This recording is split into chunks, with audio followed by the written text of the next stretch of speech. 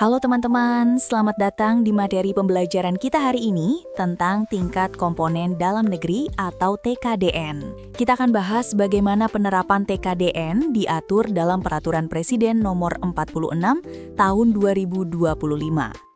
Materi ini penting banget karena menyangkut bagaimana belanja negara bisa memprioritaskan produk dan jasa buatan dalam negeri. Di sesi ini, kita akan bahas mulai dari definisi, kewajiban penerapan, detail pasal-pasal penting, sampai praktiknya dalam pengadaan barang dan jasa. Pertama, mari kita pahami dulu apa itu produk dalam negeri. Jadi, produk dalam negeri bukan cuma barang, tapi juga bisa jasa, rancang bangun, sampai perekayasaan. Syaratnya, diproduksi di Indonesia, melibatkan tenaga kerja WNI, dan menggunakan bahan baku atau komponen yang sebagian atau seluruhnya berasal dari dalam negeri. Nah, bagaimana penerapannya?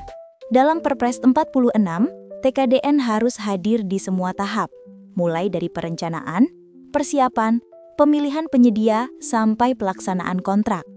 Misalnya, saat menyusun spesifikasi teknis, PPK wajib mencantumkan kewajiban penggunaan produk dalam negeri.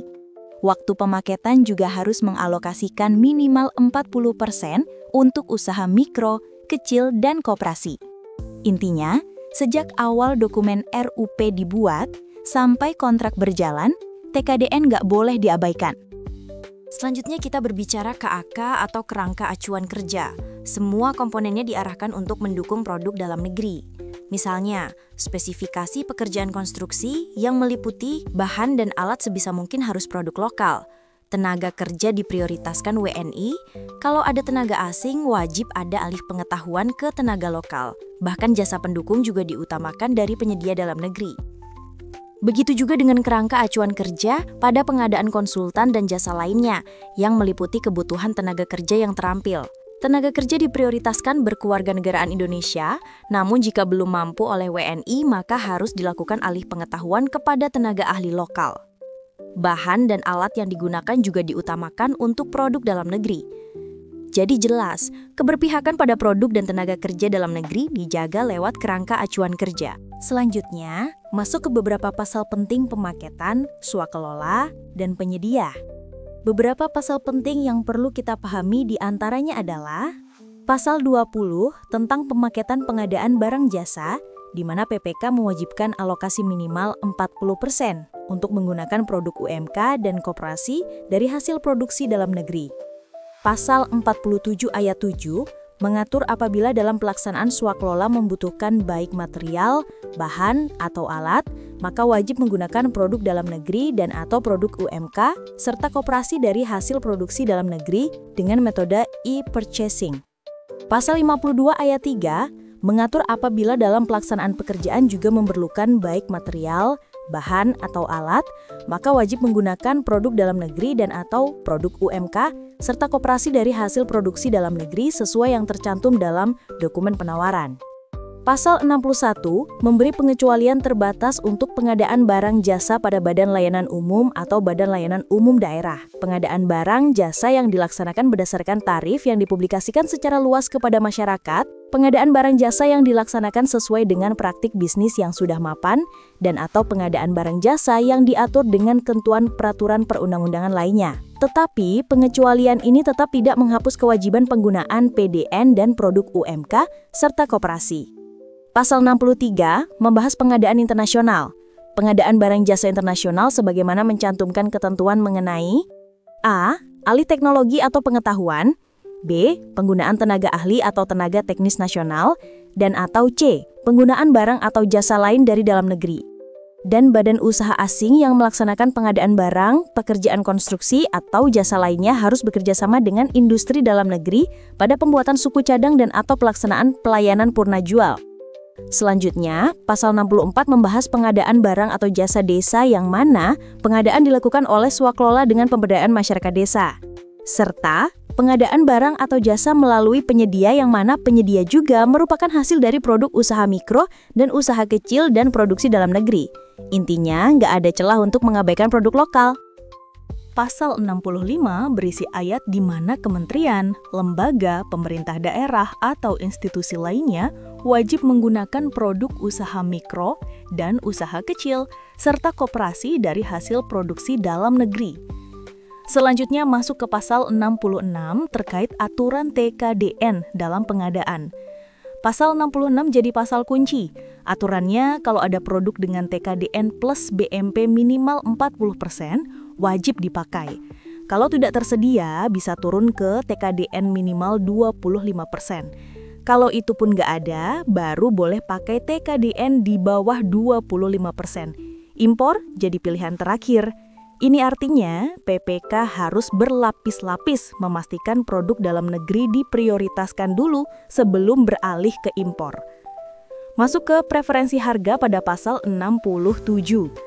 Preferensi ini artinya penyesuaian dalam evaluasi tender supaya produk dengan TKDN lebih tinggi bisa terlihat lebih kompetitif dibanding produk impor.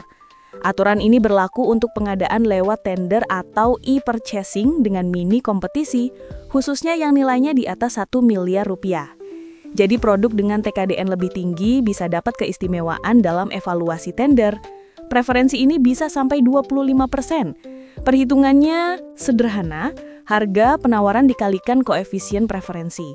Dengan cara ini, produk lokal meski lebih mahal, hasil evaluasinya bisa tetap lebih rendah dibanding produk impor. Khusus untuk konstruksi di pengadaan internasional, Badan Usaha Nasional dapat tambahan preferensi 7,5%.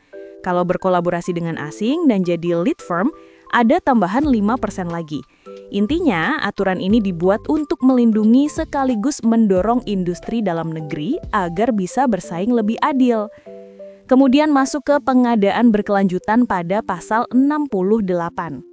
Bukan cuma soal ekonomi, Perpres juga menekankan aspek berkelanjutan. Pengadaan harus memperhatikan lingkungan, sosial, ekonomi, dan kelembagaan.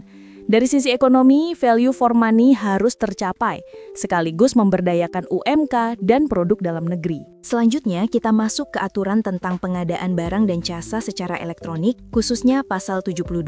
Di sini ada poin penting.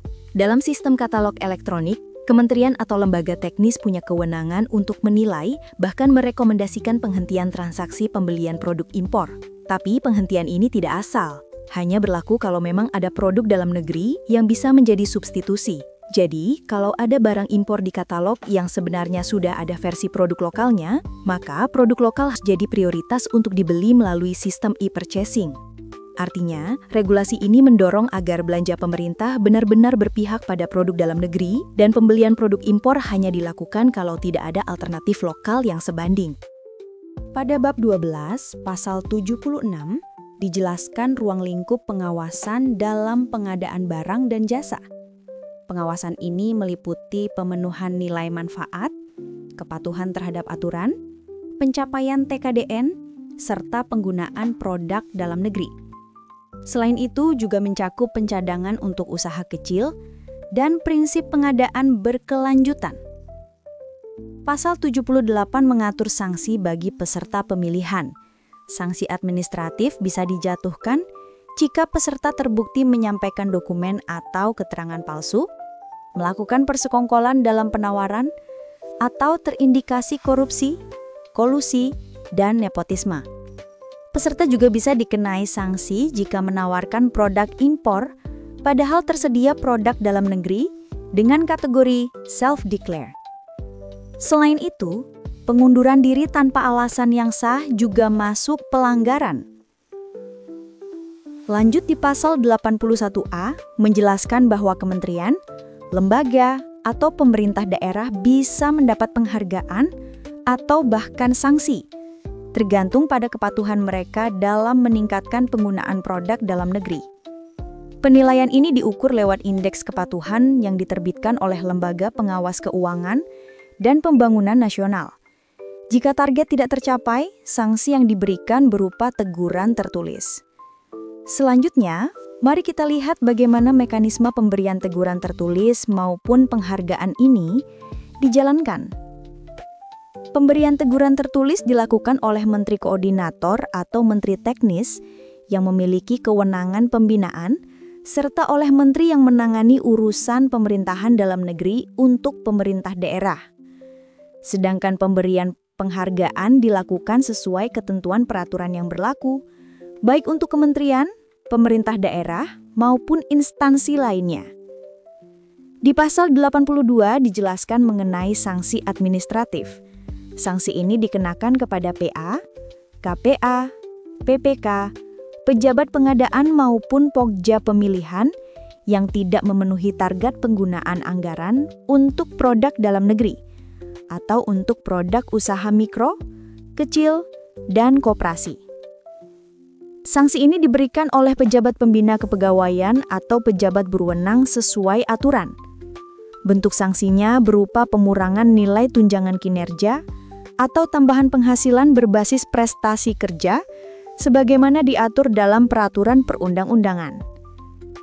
Pada bagian penutup, Pasal 91 menyebutkan bahwa ketentuan lebih lanjut terkait penggunaan produk dalam negeri dan harga evaluasi akhir akan ditetapkan melalui peraturan kepala lembaga. Kemudian di pasal 2, dijelaskan bahwa produk industri yang sudah lebih dulu dinyatakan sebagai produk dalam negeri melalui mekanisme self-declare tetap dapat digunakan dalam pengadaan. Namun batas waktunya hanya sampai 2 tahun sejak peraturan presiden ini berlaku. Sebelum kita akhiri, ada satu hal penting yang harus dipahami. Urutan pemilihan produk saat perencanaan. Aturannya jelas. Pertama, produk dengan TKDN 40% ke atas atau TKDN ditambah bobot manfaat perusahaan minimal 40%. Ini wajib diprioritaskan. Kalau tersedia, maka harus digunakan. Kalau tidak ada, baru turun ke produk dengan TKDN di bawah 40%.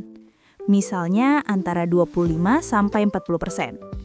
Nah, kalaupun ini tidak tersedia, pilihan berikutnya adalah produk kita bisa dengan TKDN di bawah 25% tahun 2025. Kalau produk dalam negeri sama sekali belum punya sertifikasi TKDN, dalam masih pengadaan bisa barang dan dipilih jasa. sebagai PDN non-TKDN. TKDN bukan hanya sekedar angka di dokumen, tetap harus tapi diutamakan jadi strategi dibanding negara langsung untuk impor. memperkuat industri dalam negeri, Dan yang paling penting, memberdayakan UMK, produk dan impor sekaligus hanya boleh memastikan digunakan belanja kalau negara memberikan benar-benar tidak manfaat ada produk maksimal dalam untuk negeri yang bangsa. sejenis.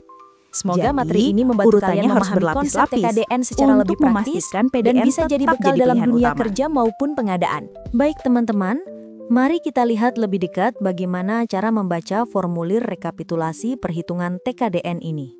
Pertama-tama, perhatikan ada 3 kolom utama yang harus kita pahami. Yang pertama, KDN, komponen dalam negeri, adalah nilai rupiah dari material, peralatan atau jasa yang berasal dari dalam negeri. Nilainya dihitung berdasarkan harga komponen yang diproduksi di Indonesia, termasuk biaya tenaga kerja lokal.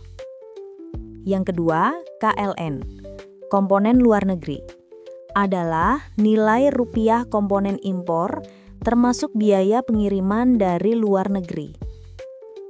Yang ketiga, total merupakan penjumlahan antara KDN ditambah KLN, sehingga kita tahu berapa total biaya untuk setiap kategori. Nilai persen TKDN barang atau jasa didapatkan dari perbandingan KDN terhadap total dengan rumus di atas. Jadi, persentase TKDN material langsung adalah 44,26%. Selanjutnya, persentase TKDN gabungan dihitung dari total KDN seluruh pekerjaan, yaitu barang ditambah jasa, dibagi total biaya gabungan dikali 100%.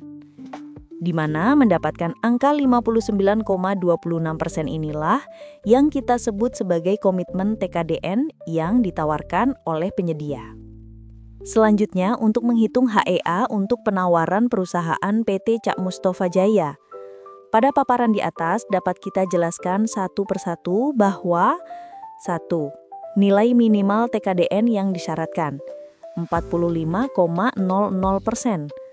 Angka ini berasal dari ketentuan pada Peraturan Menteri PUPR atau Kepmen 602/2023 untuk pekerjaan konstruksi, di mana batas minimal TKDN sektor konstruksi harus lebih besar sama dengan 45% agar bisa mendapatkan preferensi harga. Yang kedua, nilai komitmen TKDN yang ditawarkan, 59,26%. Angka ini kita peroleh dari hasil rekapitulasi pada slide sebelumnya, yaitu total KDN dibagi total biaya gabungan seluruh pekerjaan, barang ditambah jasa, dikali 100%. Dengan kata lain, ini adalah TKDN gabungan yang menjadi komitmen penyedia. Yang ketiga, nilai komitmen TKDN barang 47,84%. Angka ini khusus diambil dari subtotal komponen barang, yaitu perbandingan KDN barang terhadap total biaya barang. HEA komponen barang 23,8 miliar. Hasil ini berarti harga komponen barang dianggap lebih rendah dalam evaluasi karena diberi diskon evaluasi. Kemudian untuk penawaran kedua oleh PT Aris Berkarya, dilakukan perhitungan serupa dengan perusahaan pertama dan kemudian akan didapatkan hasil evaluasi akhir pada 27,328 miliar, yang mana harga penawaran lebih rendah karena tingkat komitmen TKDN lebih rendah. Kita masuk ke contoh 3 dari PT Desi Gesit. Berbeda dengan sebelumnya, penyedia ini tidak menyampaikan komitmen pemenuhan nilai TKDN dan juga tidak mengirimkan formulir rekapitulasi TKDN, yang mana data tidak ada maka dianggap nol. Artinya, harga evaluasi akhir sama dengan harga penawaran awal, yaitu 27,68 miliar. Tidak mengisi rekapitulasi TKDN memang tidak menggugurkan penyedia, namun membuat mereka kehilangan kesempatan mendapatkan insentif preferensi harga. Kesimpulan penawarannya, jika berdasar harga penawaran, PT Desi Gesit merupakan peringkat pertama dengan harga penawaran terendah, namun setelah dilakukan penilaian preferensi maka pemenangnya adalah PT Cak Mustafa Jaya, karena memiliki tingkat TKDN paling tinggi sehingga HEA totalnya paling rendah dan dapat ditetapkan sebagai pemenang. Jadi teman-teman, kita bisa simpulkan bahwa Perpres 46 tahun 2025 benar-benar menegaskan pentingnya produk dalam negeri dalam pengadaan barang dan jasa. TKDN bukan hanya sekedar angka di dokumen, tapi jadi strategi negara untuk memperkuat industri dalam negeri, memberdayakan UMK, dan sekaligus memastikan belanja negara memberikan manfaat maksimal untuk bangsa. Semoga materi ini membantu kalian memahami konsep TKDN secara lebih praktis dan bisa jadi bekal dalam dunia kerja maupun pengadaan.